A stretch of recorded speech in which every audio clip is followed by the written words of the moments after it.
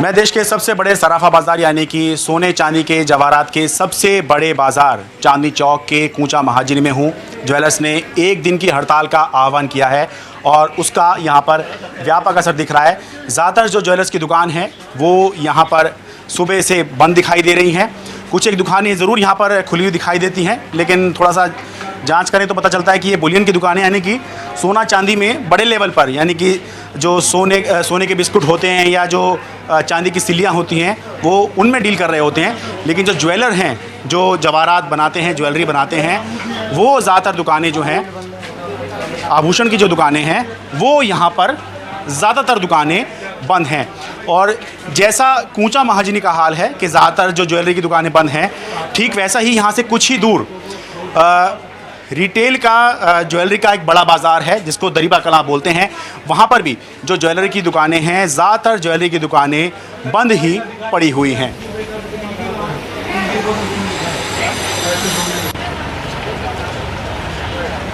देश भर में ज्वेलर्स की हड़ताल का एकमात्र कारण है HUID यानी कि hallmark unique identification. Jewellers hallmark के खिलाफ नहीं है, बल्कि ज्वेलर्स का ये कहना है कि हॉलमार्क ज्वेलरी तो हम पहले से ही बेच रहे हैं और आगे भी हमको हॉलमार्क ज्वेलरी बेचने में कोई दिक्कत नहीं है। लेकिन ज्वेलर्स का कहना है कि हम HUID के विरोध में हैं। जैसा कि मैंने बताया कि HUID का मतलब है हॉलमार्क यूनिक ID, यानी कि हुआ ये कि 16 जून से सरकार ने देश के 256 ज़िलों में हॉलमार्क ज्वेलरी बेचना अनिवार्य कर दिया। लेकिन हॉलमार्क ज्वेलरी के साथ ही एक नया नियम जो था वो आया, वो था HUID का। HUID का जो मतलब है वो ये है कि एक 6 डिजिट का अल्फ़ा न्यूमेरिक कोड होता है और वो बिल्कुल ऐसा होता है जैसे कि आपका अपना आधार है, मेरा अपना आधार है, पूरे देश में सबका एक यूनिक आइडेंटिफिकेशन नंबर है। ठीक उसी तरह से अब सरकार ने नियम बना दिया कि हर ज्वेलरी पीस का, चाहे वो अंगूठी हो, चाहे वो नेकलेस हो, चाहे चेन हो, कोई भी ज्वेलरी पीस हो, हर ज्वेलरी पीस का एक अलग यूनिक ID होगा जिसको HUID कहा जाएगा। और उस HUID में उस ज्वेलरी पीस की सारी पहचान और वो किसको बेचा जाएगा, ये सारी जानकारी जो है अपलोड करने के लिए, ये सारी जानकारी देने के लिए सरकार ने BIS यानी कि ब्यूरो ऑफ इंडियन स्टैंडर्ड के माध्यम से देने को कहा है। अब सवाल है कि HUID से ज्वेलर्स क्यों परेशान हैं। तो जो सबसे अहम बात है इसके अंदर वो है ट्रैकिंग की।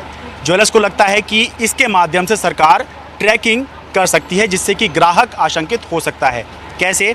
ज्वेलर्स का कहना है कि अब सरकार ने नियम ये बनाया है कि जैसे ही ज्वेलरी पीस पर HUID लगेगा तो जब जब वो ज्वेलरी पीस बेचा जाएगा, यानी कि मैन्युफैक्चरर बेचेगा होलसेलर को, होलसेलर बेचेगा सेमी होलसेलर को, सेमी होलसेलर बेचेगा रिटेलर को और रिटेलर बेचेगा ग्राहक को, तो जब जब ये ज्वेलरी पीस बेचा जाएगा इसकी पूरी जानकारी कि किस HUID का क्या पीस था जो और किसको वो बेचा गया, ये सारी जानकारी BIS के पोर्टल पर अपलोड करनी होगी। और इसके वजह से ज्वेलर्स को ये आशंका है कि सरकार ट्रैकिंग कर सकती है और जो अगर एक बार ग्राहक को ये लगा कि उसकी ट्रैकिंग हो रही है तो फिर वो ज्वेलरी ख़रीदने के प्रति जो है आशंकित हो सकता है कि वो ज्वेलरी ख़रीदने से परहेज़ी करे। तो ये सबसे अहम बात है कि ज्वेलर्स को लग रहा है कि सरकार इसके ज़रिए HUID के ज़रिए ट्रैकिंग कर रही है।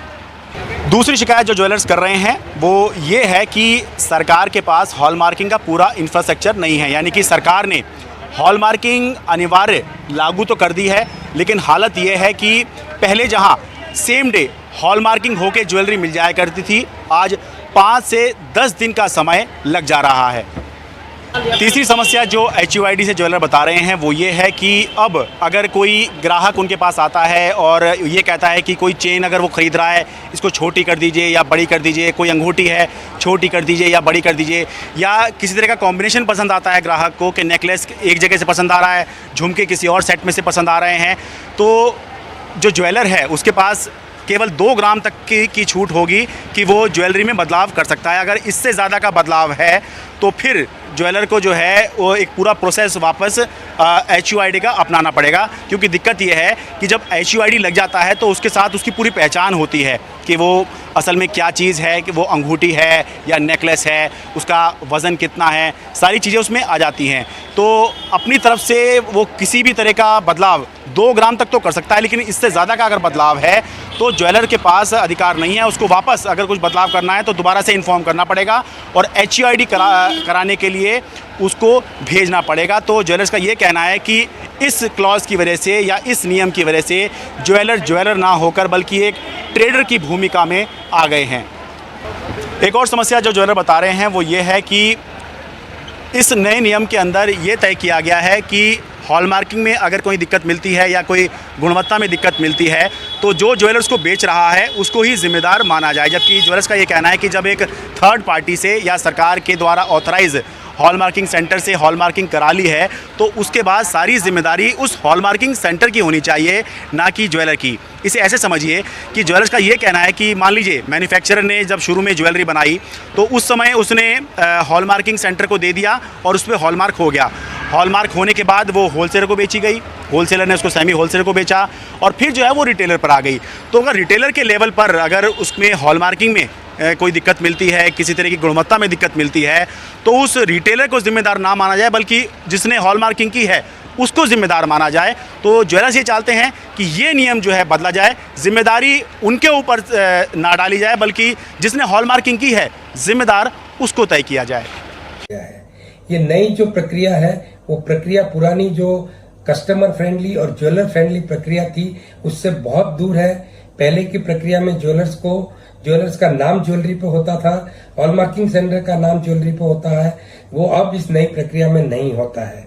नई प्रक्रिया में उन्होंने एक पोर्टल बनाया है जिस पर ये ज्वेलरी लोड की जाती है और पूरी वैल्यू चेन के अंदर उसके डेटा को ट्रांसफर किया जाता है, जो डेटा प्राइवेसी के कानून का भी उल्लंघन करता है। ये कस्टमर की जो आइडेंटिटी इसमें बताई जा रही है वो कस्टमर के लिए उचित नहीं है, जिसके लिए ये इंडस्ट्री पूरा विरोध करती है। ये कार्यक्रम पूरा का पूरा कस्टमर फ्रेंडली नहीं है। जो समय लग रहा है, जो पहले हमें 4 या 5 घंटे में जो माल मिल जाता था वो आज हमको 5 से 15 दिन में माल मिल रहा है। ज्वेलर्स की जो वर्किंग कैपिटल के ऊपर कॉस्ट बढ़ रही है उसके कारण से कंज्यूमर को भी माल अब महंगा मिलने लगेगा।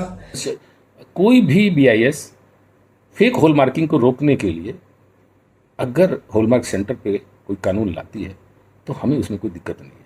हमारा काम इतना है कि हम अपने वाउचर पे जैसे पहले दे रहे थे, हम वाउचर पे लिख के ही हॉलमार्क सेंटर को अपनी ज्वेलरी भेज दें और वो जो पास हो, जो शुद्धता सही पाई जाए उसको हॉलमार्क कर दे, बाकी ज्वेलरी को वापसी लौटा दे। इससे हमारा कोई सरोकार नहीं है कि आप HUID, हम सिर्फ ज्वेलर पोर्टल पे HUID का विरोध करते हैं क्योंकि हमारे पास में ये समस्या है, इसको हम नहीं कर सकते क्योंकि हम मुनीम बन के रह जाएंगे, हमारा टाइम किल होगा।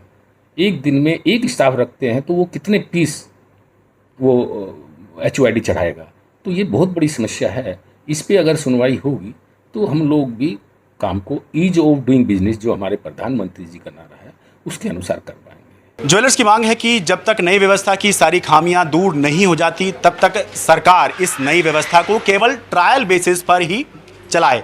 सरकार और ज्वेलर्स की बातचीत अभी चल रही है लेकिन कोई खास नतीजा इस बातचीत का अभी तक नहीं निकल पाया है। दिल्ली से अपने कैमरा सहयोगी मोहम्मद मुरसलिन के साथ मैं शरद शर्मा, NDTV इंडिया।